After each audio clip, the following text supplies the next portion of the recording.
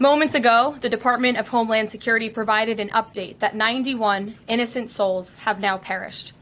Everyone here at the White House, including the President of the United States, is praying for the victims' families and friends during this unimaginable time. President Trump swiftly signed a major disaster declaration for Kerr County, Texas, to ensure our heroic first responders have every resource they need in the relief and recovery efforts. Secretary of Homeland Security Kristi Noem traveled to Texas over the weekend, and the entire Trump administration is working hand in glove with state and local officials to provide every assistance available. Look, the president wants to ensure American citizens always have what they need during times of need. Whether that assistance comes from states or the federal government, that's a policy discussion that will continue.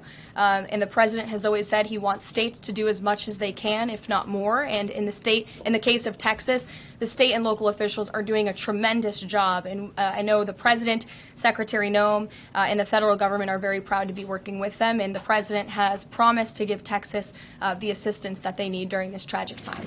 Well, the alerts imminently were sent out before the flood when people were sleeping, because the flood hit in the very early hours of the morning. So people were sleeping in the middle of the night when this flood came. That was an act of God. It's not the administration's fault that the flood hit when it did. But there were early and consistent warnings. And again, the National Weather Service did its job. On July 2nd, there were initial notices of potential weather and flooding risks were issued. On July 3rd, escalating warnings throughout the day with a flood watch issued at 1:18 p.m. And then later, at 6:10 p.m. on July 3rd, the Weather Prediction Center warned of excessive rainfall and a high likelihood of flash flooding. At 6:22 p.m. July 3rd, National Weather Center issued a hydraulic warning, highlighting considerable flooding risks, including in Caryville County. And then there were the timely flash flood alerts at 11:41 p.m., 1:14 a.m., and then another flash flood emergency warning issued at 4:03 a.m. just before the flood hit. So those were all of the warnings that went out to the affected area and region. Unfortunately, in the wake of this once-in-a-generation natural disaster, we have seen many falsehoods pushed by Democrats such as Senator Chuck Schumer and some members of the media. Blaming President Trump for these floods is a depraved lie, and it serves no purpose during this time of national mourning. Here are the facts. In the lead up to this tragic natural disaster, the National Weather Service did its job. Despite unprecedented rainfall, the National Weather Service executed timely and precise forecasts and warnings. On July 3rd, the National Weather Service office in Austin, San Antonio, Texas, conducted forecast briefings for emergency management in the morning and issued a flood watch in the early afternoon. Flash flood warnings were also issued on the night of July 3rd and in the early morning of July 4th, giving preliminary lead times of more than 3 hours before flash flooding conditions occurred. And the National Weather Service office in New Braunfels, which delivers forecasts for Austin, San Antonio, and the surrounding areas, had extra staff on duty during the storms, despite claims of the contrary. So to any person who has deliberately lied about these facts surrounding this catastrophic event, you should be deeply ashamed. Yeah, I just do think those comments are depraved and despicable, especially when so many Americans are mourning the loss of their children. The National Weather Service, as I said, did its job. Many experts, many meteorologists have said that. Many of you in the media, in all fairness, have said that as well. Unfortunately, not all. And many Democrat elected officials are trying to turn this into a political game, and it is not. This is a national tragedy, and the administration is treating it as such. We know the National Weather Service provided early and consistent warnings. They gave out timely flash flood alerts. There were record-breaking lead times in the lead up to this catastrophe. There is ongoing flood monitoring, and these offices were well staffed. In fact, one of the offices was actually overstaffed. They had more people than they need. So any claim to the contrary is completely false, and it's just sad that people are pushing these lies. So after the historic signing on the South Lawn of the White House on the 4th of July, President Trump's one big, beautiful bill is now the law of the land. Republicans in Congress met the once-in-a-generation moment and codified the Make America Great Again agenda into law. After this monumental achievement, no other president in modern history has worked harder and faster to fulfill their campaign promises than Donald Trump. The one big, beautiful bill will get the United States of America firing again on all cylinders. It's safe to say that over the past few weeks, the president has delivered on many, many wins. Why did the president decide to have those tariffs not take effect Wednesday as originally scheduled? And then I was also wondering if you could share, obviously we saw the letters the president sent out on Japan and South Korea, but if any other major U.S. trading partners are getting letters today. Sure, yes, I can confirm. In fact, I have those letters. If you could get me the folder with the letters in them, Liz, they're right in the previous office. I have the signed letters that went out to both South Korea and Japan today.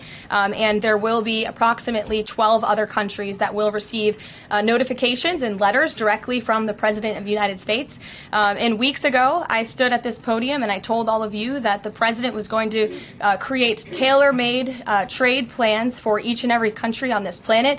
And that's what this administration continues to be focused on. The President will also sign an executive order today delaying the July 9th deadline to August 1st. So the reciprocal tariff rate or these new rates that will be provided in this correspondence to these foreign leaders will be going out the door within the next month, or deals will be made. And those countries continue to negotiate with the United States. We've seen a lot of positive developments in the right direction, but the administration, the president, and his trade team want to cut the best deals for the American people and the American worker. That's what they're focused on. And in the effort of transparency, these letters will continue to be posted to Truth Social, so you can enjoy them yourself. I want to go back to the trade deals. As you see, we have these beautiful letters that the president has signed. This one is to the President of the Republic of Korea, original signature on that, and these will be mailed. And then here we also have another letter to the Prime Minister of Japan as well. Both countries will be receiving a 25% tariff rate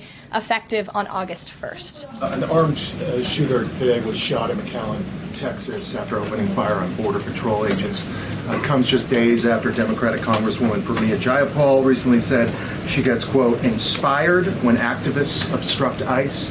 Does the White House expect Democrats to tone down their rhetoric in light of what we saw today in McAllen, Texas? We certainly call on Democrats to tone down their rhetoric against ICE and Border Patrol agents who, again, are everyday men and women. I would encourage AOC and other Democrats to actually meet with the United States Border Patrol. These are honorable Americans who are just simply trying to do their job to enforce the law.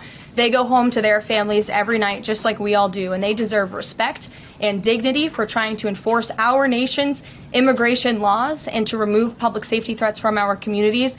The White House is aware of the shooting that took place today in Texas, and we are working with the appropriate federal agencies to get to the bottom of what happened.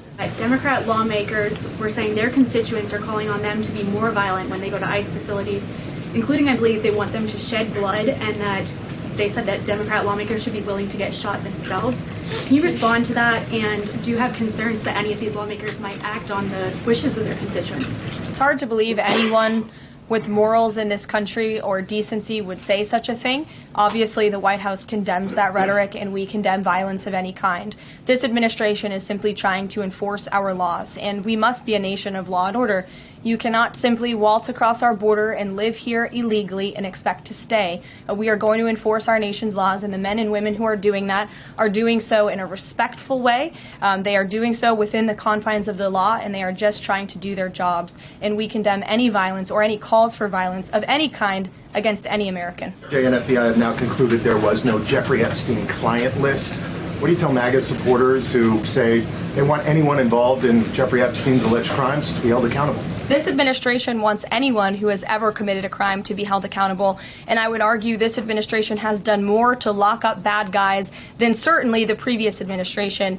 And the Trump administration is committed to truth and to transparency. That's why the Attorney General and the FBI Director pledged at the President's direction to do an exhaustive review of all of the files related to Jeffrey Epstein's crimes and his death.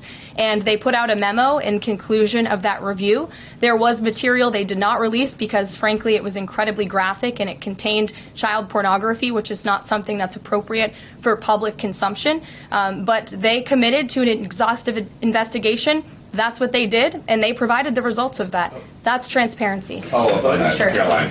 Okay, so the FBI looks at the circumstances surrounding the death of Jeffrey Epstein.